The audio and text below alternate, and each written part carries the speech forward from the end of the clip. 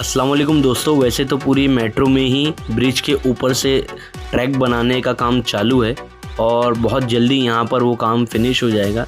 लेकिन यहाँ पर हमारे कुरला में दोस्तों यहाँ पे जो मेट्रो का काम हो रहा है ना, बड़े ज़ोरों शोरों से हो रहा है और यहाँ पर आप देख सकते हो वर्कर्स काम कर रहे हैं।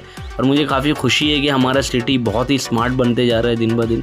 और जब मेट्रो ट्रेन शुरू हो जाएगी ना, तो लोगों की हमेशा की समस्या दूर हो जाएगी। जैसे कोई लंबे रूट से सफ़र करते हुए आता है, अपनी जॉब के लिए जाता है, तो दोस्तों उनके लिए आसानी हो जाएगी।